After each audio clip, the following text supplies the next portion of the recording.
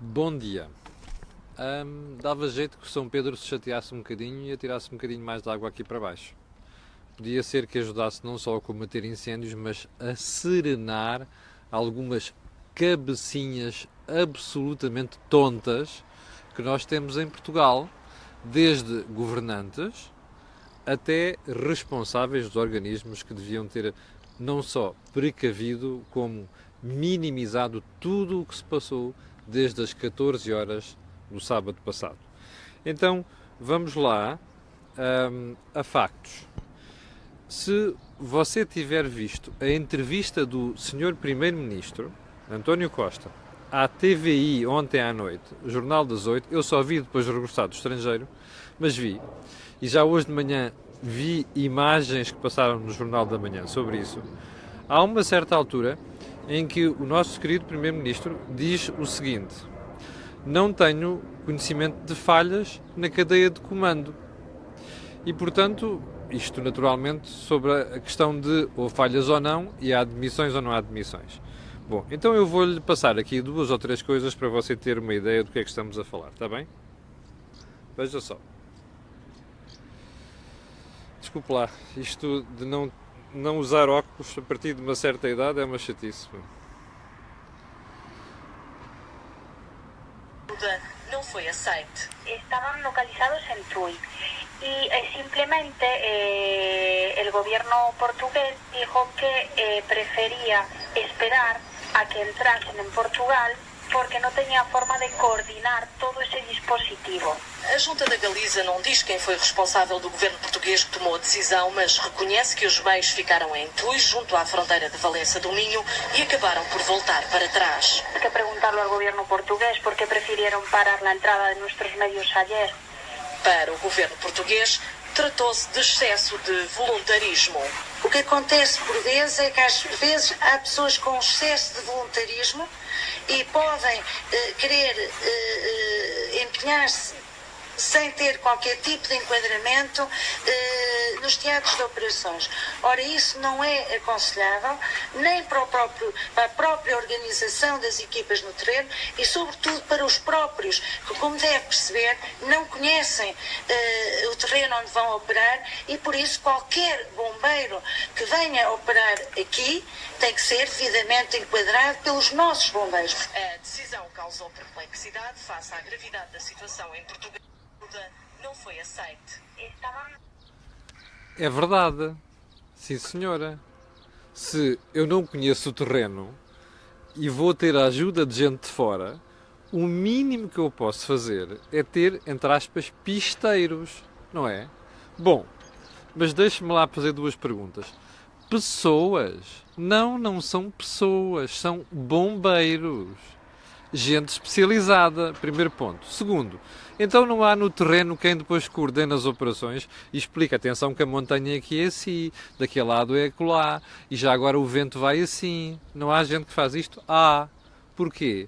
Porque não estavam lá só bombeiros de Pedrógão Grande e de Figueiró dos Vinhos ou outra coisa qualquer. Estavam bombeiros de todo o país e, portanto, também foram brifados para o terreno. Mas os pilotos dos Canadair, que não são portugueses, também não conhecem o terreno e são brifados, eles estudam a orografia, não é? Portanto, o que é que isto mostra? O Ministro tem razão, é que de facto aqui isto mostra uma coisa, é que há uma falta de coordenação total nesta brincadeira toda. Primeiro ponto. Segundo ponto, eu vou-lhe fazer aqui um relato de uma situação que eu ontem soube, estávamos todos no aeroporto ontem em Amsterdão, quando a gente abre o telemóvel e caiu um Canadair na região de Pedrógão Grande. Então é assim, às 17 horas há vários órgãos de comunicação, televisões e jornais que dizem que caiu um Canadair no Pedrógão Grande. Bom, às 17h30, as autoridades espanholas dizem que, através da agência F, que o avião não é espanhol. Às 17h35, as televisões dizem que houve uma explosão. Eu estou a ler aqui a cronografia que o Observador fez ontem. Às 17h45, uma fonte da Proteção Civil, confirma que um avião se despenhou no concelho de Góis. Além do mais, a Proteção Civil avisou o Gabinete de Investigação de Acidentes Aéreos. Às 17h55, a Força Aérea manda um helicóptero de busca e salvamento. Às 8 horas, alguns meios de comunicação dizem que o piloto era inglês. Às 18h35, o secretário de Estado da Administração Interna, Jorge Gomes, diz que não confirma qualquer queda de avião. Às 18h40, a mesma fonte da Proteção Civil vem dizer que afinal nenhum avião de combate aos incêndios caiu. Bom, às 18h40, o comandante da Proteção Civil volta a dizer que não há confirmação de avião cair.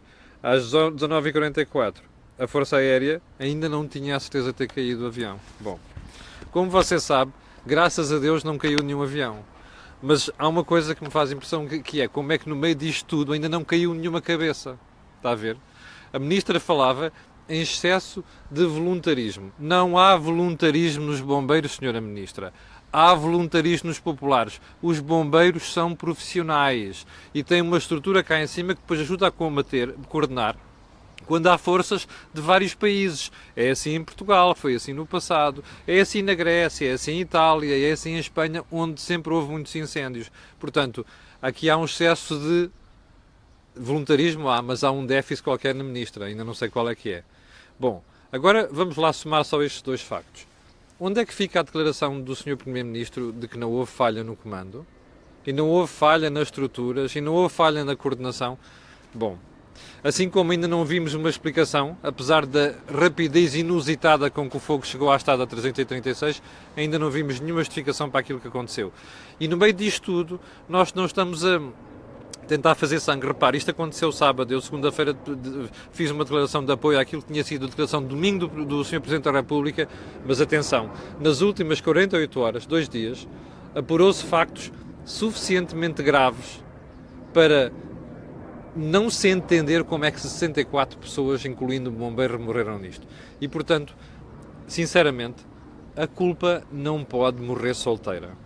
E como houve aqui um déficit muito grave, ainda não sei muito bem de quê, desde a Ministra até passando pelo Secretário de Estado e acabar na Proteção Civil, há uma única pergunta que eu deixo no ar. Como é que ainda não há demissões? Neste momento, embora não haja inquéritos nem coisa nenhuma, há uma coisa que se pode perceber imediatamente. A Proteção Civil falhou. Como disse nas primeiras horas do incêndio, o professor Paulo Fernandes, da Universidade de Trás-os-Montes e Alto Douro. A Proteção Civil falhou. Número 1. Número 2. Toda a cadeia até lá acima, a ministra, falhou. E, portanto, não pode passar incólume. E se eu apoiei o Presidente da República na segunda-feira, e até ontem, pela serenidade com que quis introduzir aqui um bocadinho de calma e, sobretudo, pôr as pessoas a pensar, é a altura de dizer ao Sr. Presidente da República uma coisa. Olhe, se daqui a uma semana ou duas não tiver havido demissões no Governo e na Proteção Civil, o senhor está a fazer um mau trabalho. E por aqui fico. Só um ponto final. Eu, quando comecei a exercer funções de gestão e direção nas empresas por onde passei a ensinar uma coisa. Nunca se toma decisões a quente. Nunca se toma decisões. Por isso é que eu disse aquilo na segunda-feira. Mas hoje é quarta e já há factos muito graves apurados. E mais, se houvesse um bocado de vergonha, um pingo de vergonha na cara, desde governantes até na Proteção Civil, já se tinham demitido. Não é preciso que os convidem a demitir-se. Já se tinham demitido. Olha, vou ficar por aqui. Amanhã, às 8 da manhã, voltarei com um comentário matinal. Muito obrigado por estar desse lado.